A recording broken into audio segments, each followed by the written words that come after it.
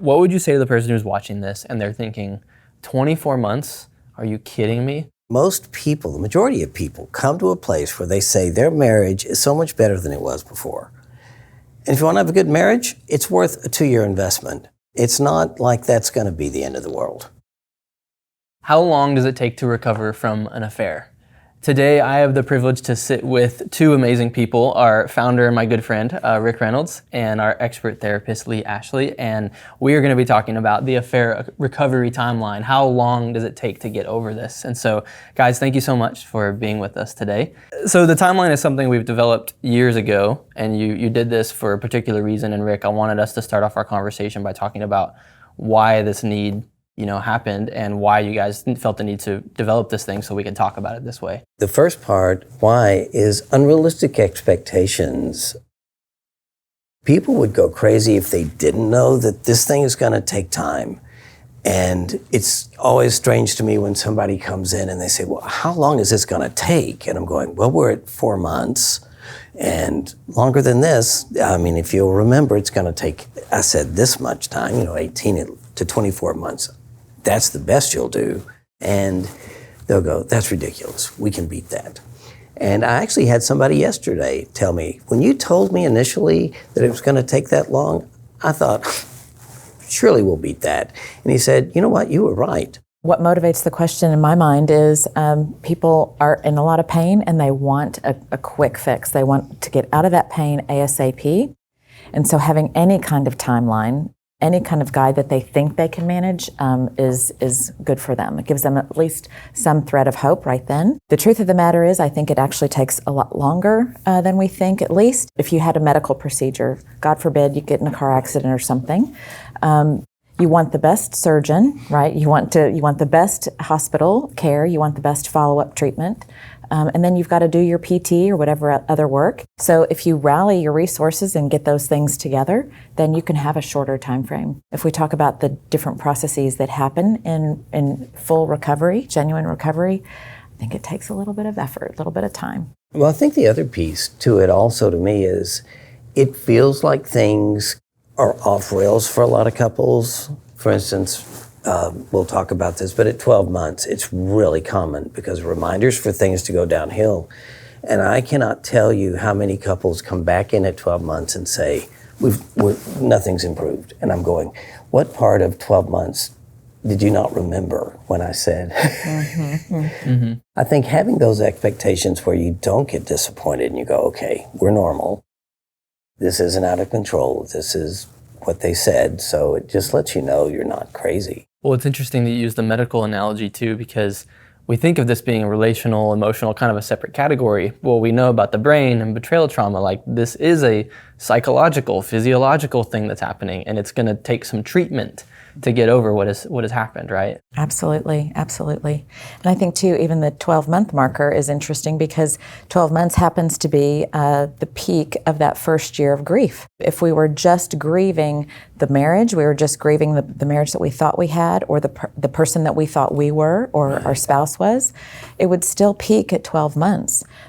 Generally speaking, according to research. So when you think about all those other processes that are going on, 12 months can be one of those unique landmarks. The research says that our levels of grief and upset, if you will, match 12 months at what they were initially. Wow. To expect that kind of upheaval is normal, and then you again go back and begin to get through it. And those gains that Rick was talking about come through and they show up in those following months. It's like, oh, that work is still there that we've done the prior 12 months, and we can use that to go forward. Why is it? Is it the reminders? Is it the triggers? Is it the anniversary of D-Day, Discovery Day that happened? Yes, I think it's all of those things. Absolutely, it's every piece of that. And so it's almost like you are back at ground zero when you hit 12 months, and it feels like nothing has changed. Even though you can look back and see that things were different, but it feels like you've totally lost everything. As I think back to my own story, I remember, I don't remember the exact day. I knew it was October though, and a year went by, and then I think I had this moment to go like, oh, we're still here. And that was like a depressing thought. Like, we're still dealing with this. This still has so much weight in our life. And that's a pretty hard thing to stomach, and that might contribute to some of it too. spouse is our primary attachment figure, right, outside of our parents. And we kind of trivialize this. In a way, we have this Hollywood gloss over relationship. Like we're supposed to, have this 30-minute sitcom episode where we have this trauma, this trouble, and then we come through it with flying colors and everything's fine and dandy. But when we look at what's actually happening psychologically, there's a major rupture with my mate, and I'm looking for truth. I've got to go through a grief process. I'm modifying, my own identity.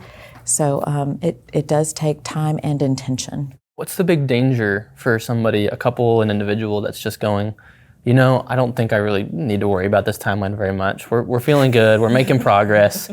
Like, what's the big danger for them? They're going to give up, because when it gets really hard, they're going, well, we're that couple that there's no way we can get through this. I mean, obviously, there's something really wrong, because we're really struggling and it still really hurts.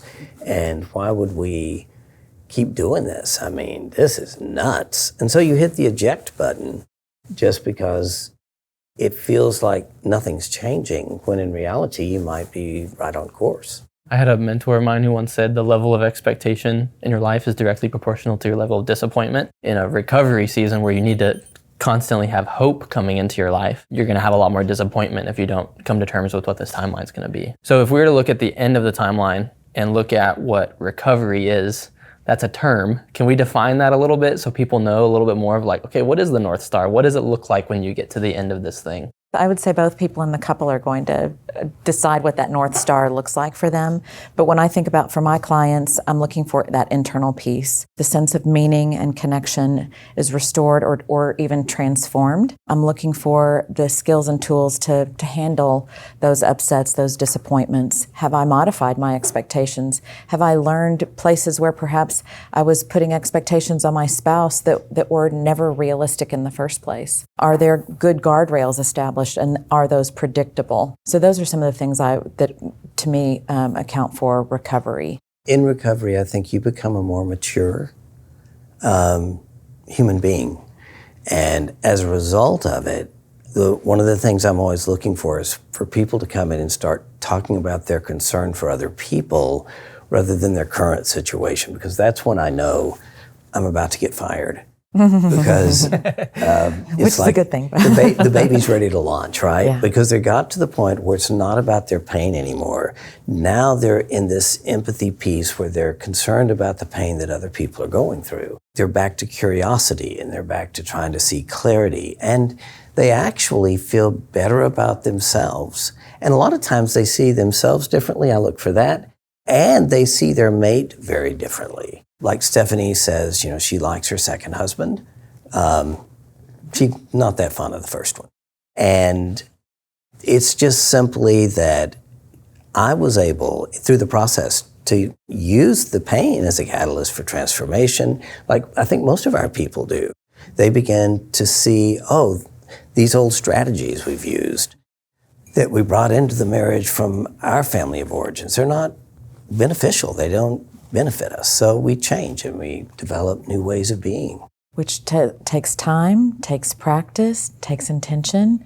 And that's why how you use the time matters so much. Mm-hmm. And it also, when you say spend the time, to me in that recovery timeline, and I think you would agree, when you're part of a community, it's very different than when you're trying to do it on your own, because the isolation, I describe that like swimming underwater, and you have no idea whether you're, in the dark. You don't know if you're going forward, backwards, sideways, but when you're in a community, there's a light, and you can be able to say, okay, we're like everyone else. And there's something about that that's very, stabilizing. In a grief process, we heal in community. Certainly in a rupture like this, a loss like this, we heal in community. And I think it's a very powerful resource. You read my mind, actually, from earlier, so yeah. Right, because it takes attachment to heal attachment. And like you mentioned, there's been this attachment rupture, but you need safe attachment, and that's not necessarily your mate in the beginning. And so safe attachment happens when there are other people like you who you can connect with and relate to, and you can be there and feel that you're being held and cared for. Yeah. I mean, that's why we exist. That's why Affair Recovery it does what it does, because we know all of this content is helpful, but it's not going to be the ultimate thing that heals you the way that community will. And that's why our courses are small group based, community based. It's all integrated into what we do. As funny as you guys were talking about that point of recovery, I was thinking of my own story just a little bit, and just imagining somebody who's hearing, okay, 2 years, they're looking at the day, what's today? We're recording this in July of 2025, and they're like, 2 years, July of 2027, I'm gonna put it on the calendar, recovery's gonna happen. And that's not at all what happens. It's you just kind of wake up one day and you're just like, that didn't bother me as much as it once did. There was a particular trigger we had in our own journey, and we had an experience with it, and it was a great memory for us and our family and our community. And then later on that day, Ashley was like, hey, how'd you do that trigger? I know that thing. And I was like, I didn't even notice it. You can't manufacture that. You just have to do the work, and eventually that kind of cultivates in you one day. There's a lot of variables with people's different stories and situations. Everybody's story is different. The 6 different types of affair we talk about, there's so many different things. Before we dive into the different phases of the timeline, what caveats would y'all give for all the different situations? Somebody being willing to be fully authentic and honest about what happened. That's on, the wayward spouse. If they can be honest and they can tell the story, that is a great starting point, because they're not going to begin moving down the line until they're able, and their mate can see they're going to trust them with the information. Until I could trust Stephanie with the information of what happened, she wasn't about to trust me. One of the differences that comes to mind for me is someone in an addictive process versus affair behavior. And not that affair behavior is always not addictive, so even there's a caveat. But I would say that understanding the nature makes a difference too in the healing journey. I think for somebody who has betrayal trauma, their ability to take responsibility for their own healing rather than trying to put the responsibility on their mate, because if they put it on their mate, it's going to be a little more rugged, and it's a lot better to be responsible for your own safety rather than surrendering that to somebody else. Yeah, because you give up your agency when you do that. Absolutely. And you're giving up your agency to recovery when you do that. Mm-hmm. All that power goes to somebody else instead of yourself. And actually, it's not even fair to the other person. No one can be your Superman or Superwoman. Another caveat, I think, is the attachment style you already had. And so somebody who's ambivalent, super avoidant, that's a caveat. They're having to learn how to connect for the first time, so that may take longer. Sometimes people get confused by the grief process, and they think that they're sad, depressed, or that they should be happier because they see their mate working, but why does it not feel good enough yet? And I think that's often because there's a grief process happening. Another caveat is developmental trauma. If somebody had significant developmental trauma, it's almost like they may have married somebody they thought that was going to replace or provide what they never had.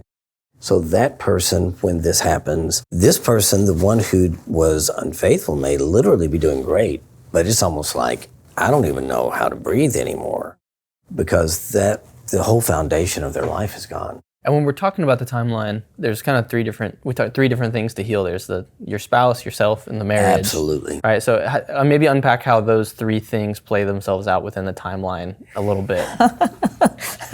Okay, there's the marriage timeline, that if we could have our ideal piece of what's happening with the couple, in some ways it's a little separate and apart from the individual, and at the same time it's really integrated. Each person, if both individuals are taking responsibility, I think, for their personal recovery, the marital recovery goes differently. So part of our theory at Affair Recovery is that we start a little differently. We start with trying to put the couple in a safe place. I would say almost like an induced coma, like they do with somebody, but where they're being contained, and that's where the community holds them.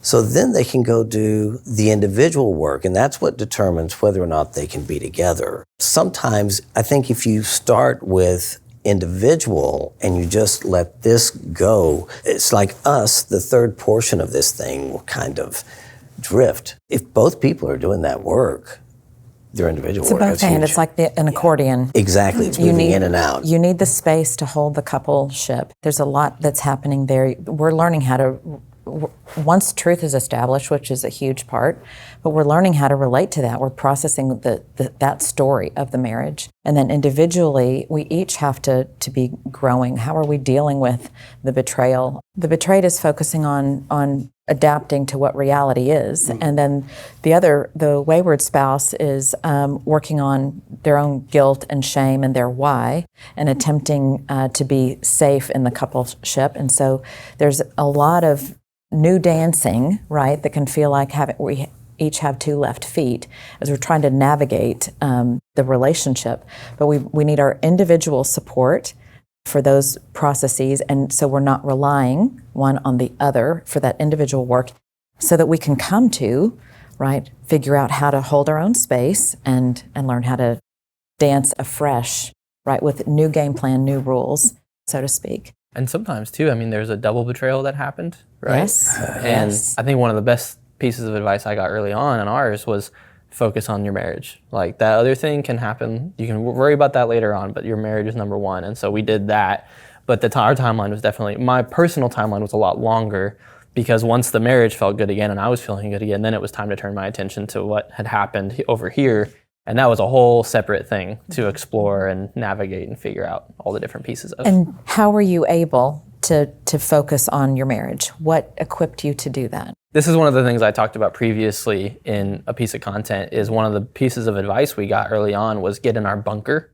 And it was just the phrase that a person used with us, and it really gave this imagery of, oh, it's almost like war is happening, this thing has gone on, and we're going to get in our bunker. And it gave us this ability just to focus in on our marriage. And our bunker was a couple of people who really knew us and were walking with us in this. It was therapy, it was our EMS online course, and then it was just our own individual work and journaling and processing and prayer and all the things that were going into that too. Had we not done that, it would have been so difficult for us to, I think it expedited the marital part of the journey for us. I think about a bunker is a word picture for containment, right? It's a word picture for boundaries, right? It's highly boundaried, right? And we were both looking out of the same foxhole, right? There's one direction that we're going. We're not distracted by a lot of other things around us. So again, kudos to whoever gave you that piece of advice. Well, and we literally moved to a different apartment during this time. And the apartment was one of those, you open the door and you go right up the stairs, and it was like a 700 square foot apartment, one bedroom. I mean, it was a tiny little thing, but it was back in the corner of the complex, trees were around it. Like, it felt like we were truly in our bunker. And I remember sitting knee to knee, doing the exercises, the calls, all that stuff. Like, it was great. Not at the time, but in hindsight, I look back and I'm like, that was essential. So the timeline. Give me the overview of the different pieces of it and what it looks like. Well, let's start with the marriage. Usually, this is our simple AR timeline. So I'm super simplified. It would be, if I had my ideal thing with a couple, we get through the discovery and the disclosure process within the first 3 months, which means there's going to be a lot of instability. And during that time, it's essential for the wayward spouse to be honest and to share the information and to answer the questions in a safe way. And I want to add safety in terms of what's happening during that initial discovery phase, because if you give too much information, ultimately it creates a lot of trauma. At the same time, if you don't answer the questions, it creates an inability to reconnect. So the first 3 months, hopefully you get that done and out of the way. The second stage is what we would call more the reaction stage. It's like that explosion, it's like, what do you do with that? I know that one of our therapists, like Leslie would say, it gets about as bad as it gets at about 3 months. That's because as you begin to you're wrapping your mind around it, and suddenly you begin to really, at first it's hard to even understand it, and then you really see it, and that's really tough. So at this point, you need something to help really stabilize and normalize, and to prevent you going into a death spiral of shame or just trauma reactions. That reaction stage, in at least the diagram we use, goes through about 6 months, and hopefully you're able to start getting your feet back on the ground. Then you go to more of what we would call the release stage, where you begin to really grieve, figure out, am I going to let this go? Are we going to be able to come back together? And so much of that's dependent on the individual work and also your own values, what's important to you. There's a lot of factors there. And that can last all the way through, to me, around 18 months to 24 months. That's what we would normally say. With the caveat that at about 12 months, as we've already said, it's going to go downhill. Big step back. Big step back. Before you can move forward a little bit more. But it's interesting, around 16 months, what I've witnessed is the couple's doing better a lot of times than they've ever done. They'll say their marriage is better than ever. In fact, they can also happen around 9 months, but they lose that at 12 months. And it's interesting, 24 months, what happens is there's a dip, but it's not anything like 12 months. And a lot of times if they're in therapy and with a group, they can actually plan around that. I actually had a couple last year who at 24 months, she had recorded D-Day, and they literally, for their 24-month anniversary, listened to their conversation at D-Day. And they told me afterwards that they'd done that, and I was like panicked. I went, what in the world made you think that was a good idea? And they said, well, it didn't go so well initially because he kind of spun off into shame. And then he came back the next day and said, I'm ready to listen to it. So we tried it again. And I don't think we've ever laughed so hard. We sounded insane. And we didn't remember anything about any of it. That it was one of the best exercises we ever did. Now, I would never recommend that like for you know, that's not anybody. a practice we recommend. And I would not recommend recording D-Day either. Yeah. It's like waking up being like, I want to have a just really triggering moment today. Like that's what I'm going for. And you know, and at 3 years, it was interesting. Steph would actually kind of joke about it at times. But if I tried to joke about it at 3 months, I could die. And then, Reasonably so, frankly. yeah, exactly. Yeah. At 5 years, I could joke about it. And it was around, I know this sounds crazy, 25 years that somebody asked Stephanie about a case where just a couple that was really struggling. And Steph's first response was, I can't imagine what that would feel like. And her friend's going, well, of course you can imagine. Oh, yeah, I can. Yeah. I mean, it just gets to the point to where it just is something that happened, but it doesn't define you. It's something ultimately that refined you. What we say is it's not something that we would choose, but we also wouldn't change it because of what it's given us has been a gift, which is crazy to think about when you're right in that D-Day or 3 month or 6 month, phase of this. And people that do the work get that reward. There is a subgroup of people that don't do the work or don't stick with it and abandon that timeline because it is too long or it is too hard and think that they'll be fine on their own, they'll heal on their own. And unfortunately, I think those are the folks that end up in a situation like that again. That phrase, everywhere I go, there I am. And that's true whether we're carrying pain or resilience. And I would also say the only baggage that never gets lost in transit is your personal baggage. It'll always show up at your next relationship. Yes. It does not leave you. That's good. But the thing about when you get to the individual's timeline, what makes it hard to call on that is some people have farther to go than other people. And so those timelines can be very different. And it just depends on how much damage, what the attachment styles are.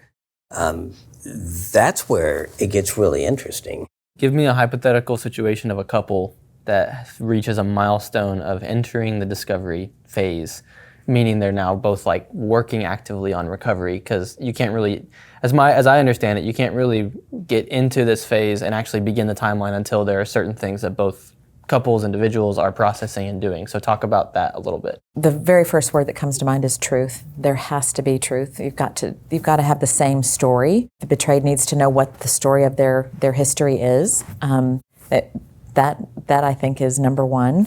And then obviously, if you look at the individual timelines, the betrayed is going to be dealing with what that story is and how they adapt to that. The wayward is definitely working on the shame and getting some new grounding tools so that they can continue to show up, not only for themselves, but also in the marital relationship. Would you add anything to that, just that even basic, very basic level? How many psychiatrists does it take to change a light bulb?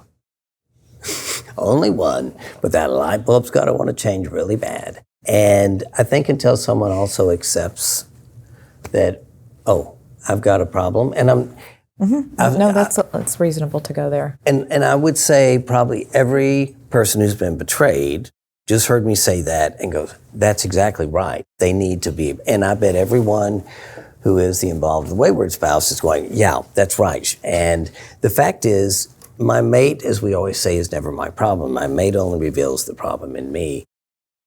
And ultimately, what's happening to you in the process and how you're responding is your responsibility. And it should show you that maybe there's some things that could change in yourself that could make your life so much better.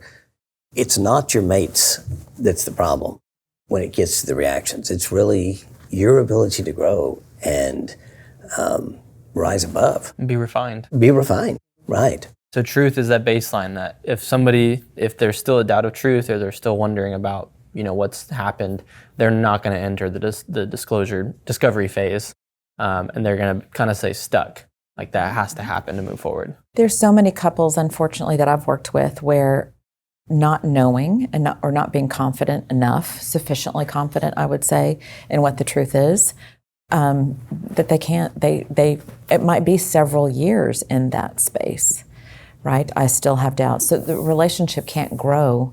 They're not going to have that intimacy that recovery represents if they don't start with truth. It's a perpetual handicap until that time comes. Do you sometimes see betrayed spouses that the wayward has done everything they can to give truth and they just cannot? It's just that the doubt is so strong. Thank you for asking that. Yeah. What do you do with that? Then it becomes, that's what, when we implemented polygraph and things like that to demonstrate that. If the person is willing to go that far and those things prove, I shouldn't say use the word prove, but they demonstrate that they're consistent with the report, then we look at what's going on in the other party that makes it fearful. There is a fear of hope. There's also prior history that makes, fool me once, shame on you, fool me twice, shame on me. So I can't go there. Triple truth. And To Rick's point earlier about individual work, it just may represent that there's something back there. Maybe a vow that was made or an unwillingness. So both parties do have to be willing to change at the deepest levels. One of the things that I would do sometimes, and I don't know how you would feel about this, but I've had situations where I think one party's being incredibly open, the other party's not even, they just can't buy it. I'll say, okay, I'll tell you what, we're going to do a series of 3 polygraphs, and here's the deal. If they pass all 3 polygraphs, after the 3rd polygraph, you have to agree to go on medication. Because the problem isn't them. There's a problem you need to accept. And I think before any betrayed spouses or unfaithful spouses use what you just said against their spouse, like these are the things that require extra help and work and therapy. I would never say. I wouldn't want them to call, hey, you need to go take a polygraph because Rick said on an interview. Yes, good point, yes. Absolutely. Yeah. You need to get on medication because Rick said you need to get on medication. Right. That's where you really want a therapist who understands and who's been trained in infidelity and actually has a big tool chest that knows what's applicable to each party. One of the things we say at EMS, there's over 850 different outcomes in our affair analyzer. So we don't believe that all affairs are alike.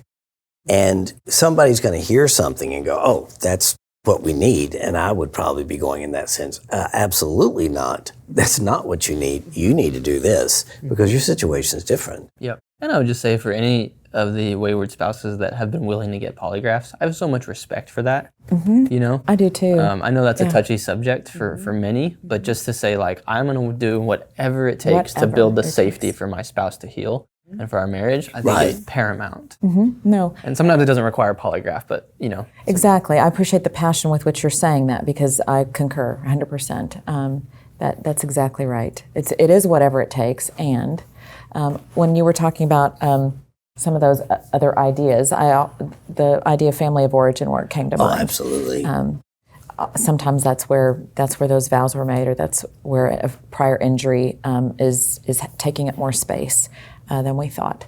So you do need somebody with a large tool chest to see those nuances and treat accordingly. So let's say our couple, they do all the things they need to do to get to truth, that baseline. 3 months later, they're starting to move into the reaction phase.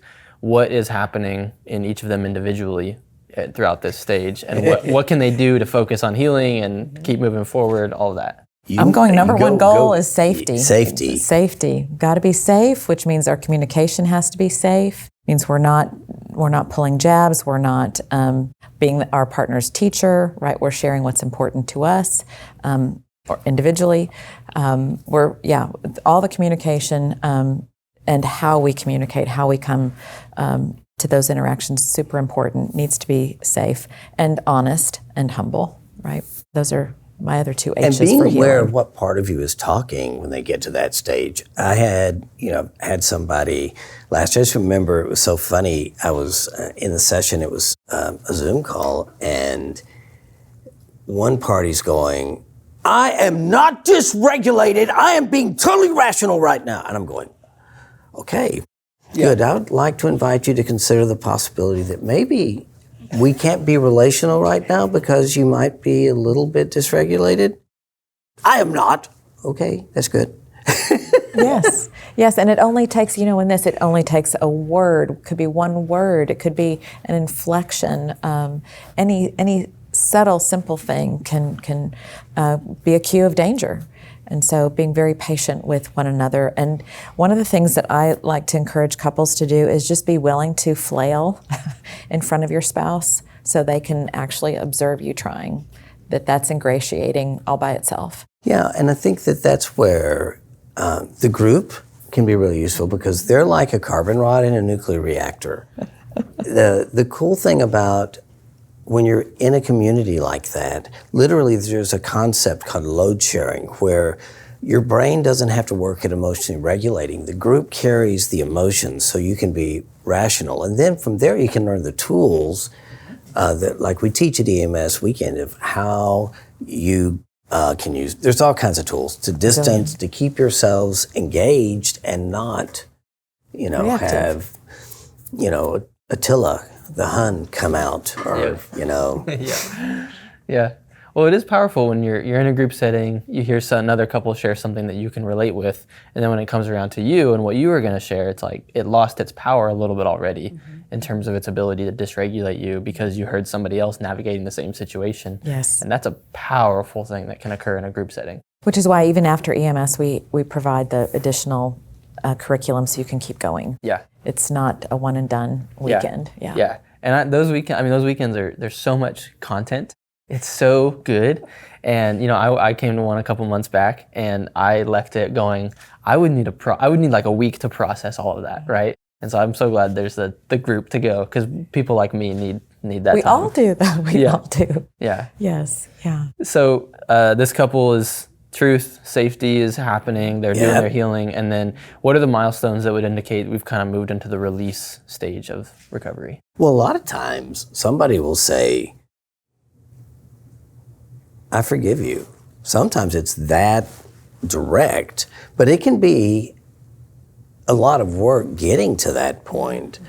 But that's a lot of times their individual work. The problem is you can't earn forgiveness. Forgiveness is a gift, right? So figuring out how do you do that, not just because you're supposed to, but emotionally to get to the point where you don't feel, it's like you don't need to kill the other person anymore. You're free. And because we always say forgiveness is a gift you give yourself. It's great when you can get all the way through that release stage. Yeah, life is a lot better when you can see them with compassion and not just anger all the time. Or regret, right? Or sadness, yeah. That's what it's almost like the absence of to me, represents the shift. It's like we're not as angry, we're not as activated. There's enough union as we've been trying this dance. We're starting to be able to anticipate the steps and walk together once again. There's more personal sharing. There's more acceptance of intimate sharing. We're more practiced in what to do with that. So we're getting ready for that meaning making phase. And there's things you appreciate, and because you see your mate differently. I was talking to somebody just this morning earlier, and it was so interesting. I said, "So, how do you see your mate?" And it was not really good. And I said, "Well, here's the deal. It's probably not going to be very appealing to be in the marriage until you guys do the work individually and you see the transformation that they're going through. When that happens, you kind of go, huh, that's interesting." And I think that being able to see that change makes the thought of being with that person appealing. Yes. But that's why we always say there's a stage where you decide not to decide, where you give each other time to grow and to see that, and you go, I'd like to be married to that person. Again, not to that person. And then if we move on to the recommitment, moving on, what are the milestones? What happens that shows people have more than released it? It's now a step further. I think that's where deeper intimacy comes in. That's where you really see the couple become a couple again. There's a unity in doing things together, and I go back to the meaning making. It's when each person has gone through that grief and forgiveness and individual kind of transformation, you see your partner and who they are becoming, then our hobbies, our interests, our goals, our hopes and dreams come more into view, and then we begin to share those. It's interesting, some of our EMS therapists, we've got actually 3 couples who left their careers and became therapists because they had a shared vision and a dream because they saw the change in their mate, and it's almost like they had a whole new passion that they wanted to live out of. And I think that happens to so many people. Even as a couple, they find I hear it all the time about what they're doing now. Mentor couples too. Even if you don't leave your career, so many of our mentor couples come back for that reason, to just pay it back and pay it forward. I just love it because I'm just, it's kind of light in darkness. It's growth through trial, tragedy, but that trial doesn't have the last word. And so certainly my favorite part. I think what I remember most is it felt like being a team again, like in our life, the various things we would invest our life into together. We were shoulder to shoulder. We weren't just face to face all the time. And that was a good realization. There's so much to being a team and having the idea that your partner knows you. So much of when we, even through COVID and things like that, people were so depressed, they felt unknown, unseen, right? To be seen at this level and appreciated, understood, and then for that same person to have your back, that's an incredible union. I love that you experience that team and even to be able to speak for it like that. Yeah. I know a lot of people end up experiencing this later on in marriage, whereas ours happened so early that when people say, how long you've been married, we'll say, well, we're coming up on 10 years, but it feels like 30. I don't know what 30 years feels like, but it feels like in a way it just gave us this expedited relational intimacy that we had to earn early on that we wouldn't have gotten otherwise, where we almost see other couples that have been married for the same amount of time but haven't been through this difficulty. We're like, man, you guys are missing something really rich here that you could have. But what do you say to something? Like, don't go do that to get it, Exactly. So it's just this weird dichotomy that's at play. I was thinking about that too, because some of the clients that I have I treat them for trauma, not necessarily infidelity, but I can think of one client in particular, amazing parent. She's an amazing parent, but part of the reason is because she went through so much loss as a child. But because she was intentional about healing and wanted to go all out, whatever it takes, she's probably one of the best parents out there. So I want to get really practical here as we wrap up and give some scenarios for various people that might be watching or listening and wondering, asking questions. What would you say to the person who's watching this and they're thinking, 24 months? Are you kidding me? Like, that is just not worth it. One of the things that we haven't talked about yet is kids, families, and that's also an influencing factor.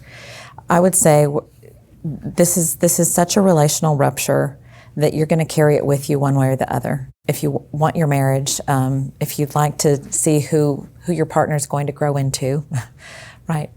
Give it 6 months if that's all you can do, and make another decision at 6 months to see if you're willing to give it another 6 or 12. Yes. But that's everywhere you go, there you are is true in that sense. And so heal your baggage now, because as Leslie Hardy told me, if you can do it in context, you know for sure that you're healed. So that was good advice to me. You're going to find on the other end of that you love your life, I think. I mean, most people, the majority of people, come to a place where they say their marriage is so much better than it was before. And if you want to have a good marriage, it's worth a 2-year investment. It's not like that's going to be the end of the world. Not only will you love your life better, you're going to be a better person. So why wouldn't you do that? It's a short investment. You went to college for 4. Come on. And not all marriages work out. It still may not work out, but who you will become. Yes. Right? That's worth enough, right? It takes 2 people for the marriage to work. Sometimes only one does the work. And that's hard, but it's still worthwhile for the individual. And we know various people that are mentors, leaders, staff members who it didn't work out, but they are a changed person because they were willing to do the work even though their spouse wasn't. Right. Exactly. And richer for it. And it's nice to know that. What you don't want to do is continue in a relationship where somebody is hiding, not coming forth. You're really better off being able to have the life you want and being healthy. Because not all marriages do work. When you invest like that, during that 18 to 24 months, if you can invest that, you also leave with no regret. Yeah, you don't look back and go, I wish I would have, or maybe I could have changed something. Exactly. Yeah. Exactly. For the person that's still struggling 4 or 5 years later, it's been far longer than 18 to 24 months, and they're still going, they're beating themselves up. I don't know. They're just still in it. What would you say to them? Get the help you need. This is ridiculous. I've got somebody that just came through at 8 years, and they came through EMS weekend, and now they're finally making some progress. And the problem is, if you're still out that far out, let me tell you, something's wrong. Yep. And life is way the heck too short, and you need to get the right type of help. That's just my opinion. It's either trauma or there's secrecy. Right. They've buried it. They thought they could just go on and get along, and we human beings don't work like that. We cannot be relational like that. And so there's something under the rug that needs to be addressed, or there's trauma, and that can be treated. Yeah, and the trauma is almost like a ceiling. Like Right. A ceiling, you can't absolutely. go forward until you deal with that at a Exactly. psychological level. Correct. And that's where the treatment and therapy and counseling, all that is really And you're worth it. Can I Exactly. say? You're worth it. And doggone it, people like you. Well, yeah, I just think, I would hate for people to be miserable like that indefinitely. Well, and it's sad to me when people come to me and say, gosh, I wish we'd done this 20 years ago. That just breaks my heart. The richness of those 20 years. Right. Don't miss this year. Don't miss next year. Exactly. For people who have a lot of like what abouts, what ifs, all the different nuances, the 850 types, what do they do with those questions? Where do they go with those questions? I think for one, we could say, put it in the comments on our YouTube channel. Go to the library, and, yeah. go to the Fair Recovery Library, because there's all these Q&A answers over years and years, 3,000 plus resources. But is there anywhere else we all would recommend people go with those various questions? Well, a good therapist. And then I think too, your small group. You need a small group. You need a small community of people that you can trust, that are safe. When I think of all the questions with children and all the things that you could be asking, what abouts, what those could be, you definitely need guys. There are a lot of good books out there, but then at some point you need people that know you, or a therapy team or whatever that knows your particular situation, Right. and can navigate those nuances with you. Yeah.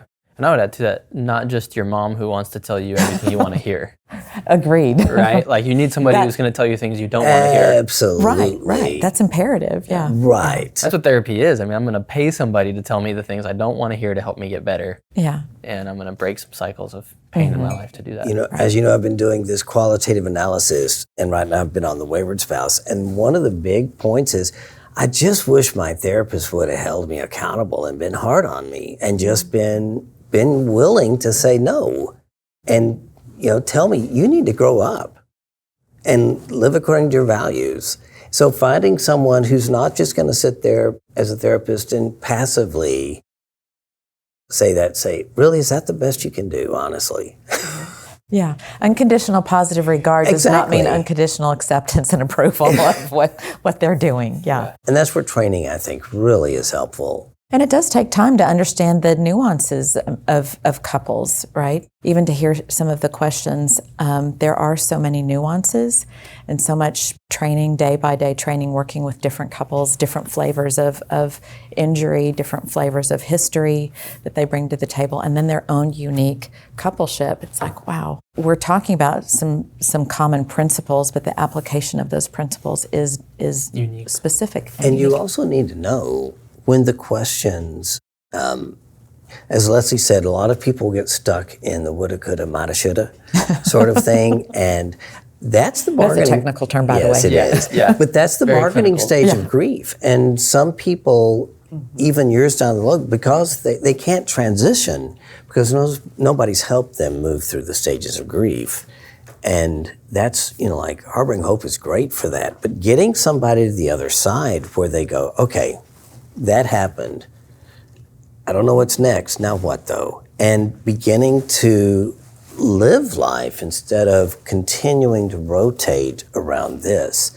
Because you want this to be part of your story. You don't want it to be the thing that is your story. It's a hero story where you're able to say, wow, look what I overcame. I'm a total badass. I want to wrap up just by sharing an experience I had with one of the groups at EMS weekend. And I was just there observing, listening, watching, and there was, day one, you go around, you kind of share your story, and it's a pretty emotional experience. And there was this older couple in the corner who were really quiet, and then it comes back around to them at the end.